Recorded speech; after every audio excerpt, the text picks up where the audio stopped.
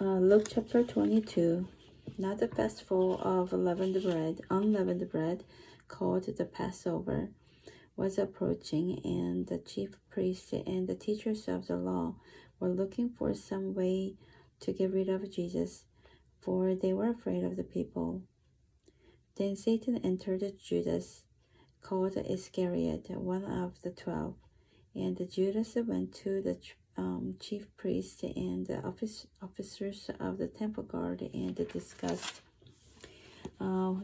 with them how he might betray Jesus. They were delighted and agreed to give him money. He consented and watched for an opportunity to hand Jesus over to them when no crowd was present. Then came the day of unleavened bread, on which the Passover lamb had to be sacrificed. Jesus sent Peter and John, saying, "Go and make preparations for us to eat the Passover." "Where do you want us to prepare for it?" they asked. He replied, "As you enter the city, a man carrying a jar of water will meet you. Follow him to the house that he enters, and say to the owner of the house, 'The teacher asks, where is the guest room where I may eat the Passover with my disciples?' He will show you a large room upstairs, all furnished. Make preparations there." They left and found things just as Jesus had told them. So they prepared the Passover. When the hour came, Jesus and his disciples reclined at the table. And he said to them, "I have eagerly desired to eat this Passover with you before I suffer. For I tell you, I will not eat it again until it finds fulfillment in the kingdom of God." After taking the cup, he gave thanks and said, "Take this and divide it among you, for I tell you, I will not drink again from the fruit of the vine until the kingdom of God comes." And he took bread, gave thanks, and broke it, and gave it to them, saying, "This is my body given to you. Do this in remembrance of me." In the same way, after the supper, he took the cup, saying, "This cup is the new covenant in my blood, which is poured out to you. But the hand of him who is going to betray me is with mine on the table. The Son of Man will go as it has been decreed, but woe to that man who betrays me." He began a question among themselves, which of them it might be who would do this. Despite a dispute also arose among them as to which of them was considered to be greatest. Jesus said to them, "The King of the Gentiles will lord it over them,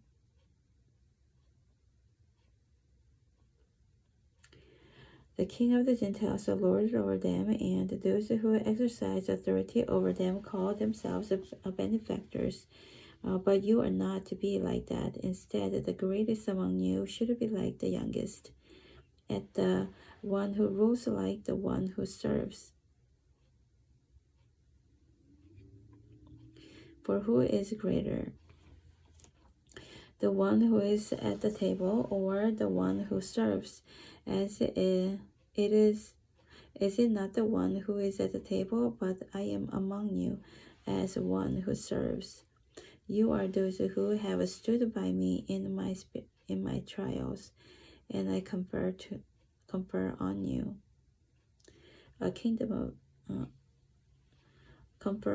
a kingdom just as my Father conferred one on me, so that you may eat and drink at my table in my kingdom, and sit on thrones judging the 12 disciples the tribes of Judah.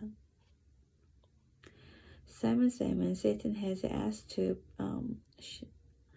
sift all of you as wheat.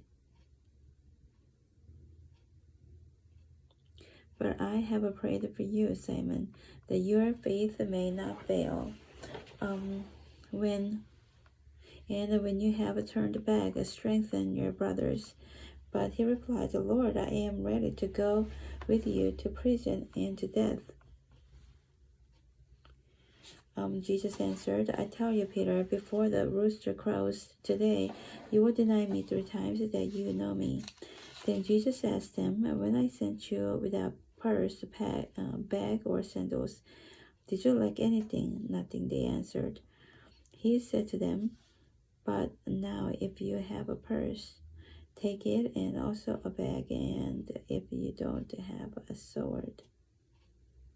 If you don't have a sword, sell your cloaks and buy one. It is written, and he was numbered with the transgressors. And I tell you that this must be fulfilled in me. Yes, what is written about me is reaching its fulfillment. The disciples said, see, Lord, there are 2 swords. That's enough, he replied. Jesus went out as usual to the Mount of Olives, and his disciples followed him. On reaching the place, he said to them, pray that you will not fall into temptation. He withdrew about a stone's throw beyond them, knelt down and prayed, Father, if you are willing, take this cup from me, yet not my will, but yours be done. An angel from heaven appeared to him and strengthened him. And being in anguish, he prayed more earnestly, and his sweat was like drops of blood falling to the ground. When he rose from prayer and went back to the disciples, he found them asleep, exhausted from sorrow. Are you sleeping? He asked them. Get up and pray so that you will not fall into temptation. While he was still speaking, a crowd came up, and the man who was called Judas, one of the 12, was leading them. He approached Jesus to kiss him, but Jesus asked him, Judas, are you betraying me? Betraying the Son of Man with a kiss. When Jesus' followers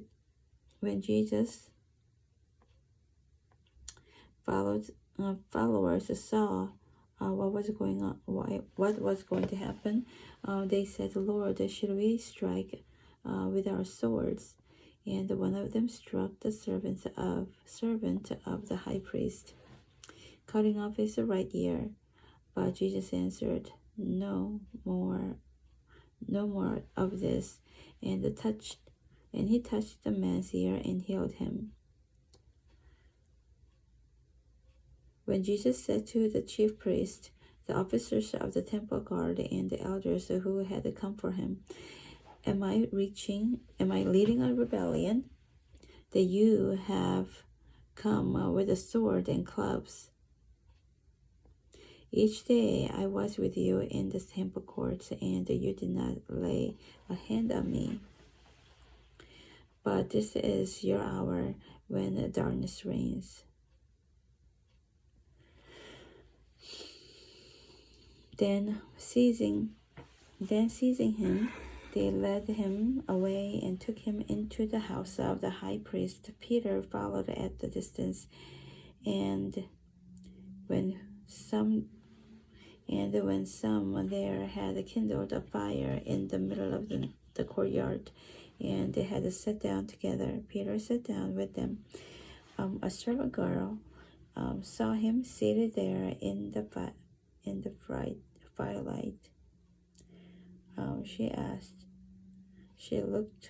She looked closely at him and said, This man was with me. This man was with him. But he denied, Woman, I don't know him, he said. A little later, someone else saw him and said, You also are one of them. Man, I am not, Peter replied. About an hour later, another asserted, Certainly, this fellow was with him, for he is a Galilean. Peter replied, Man, I don't know what you are talking about. Just as he was speaking, the rooster crowed. The Lord turned and looked straight at Peter. Then Peter remembered the word the Lord had spoken to him before the rooster crows. Today you will disown me 3 times. And he went outside and wept bitterly. The men who were guarding Jesus began mocking and beating him. They blindfolded him and demanded, Prophesy, who hit you? And they said many other insulting things to him. At daybreak, the council of the elders of the people, both the chief priests and the teachers of the law, met together, and Jesus was led before them.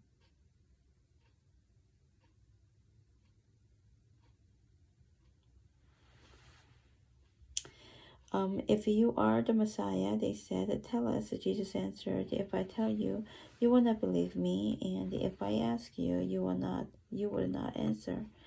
But from now on, the Son of Man will be seated at the right hand of the mighty God. They all asked, Are you then the Son of God? He replied, You said so. You said that I am.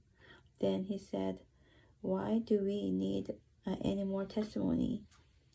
We have heard it from his own lips.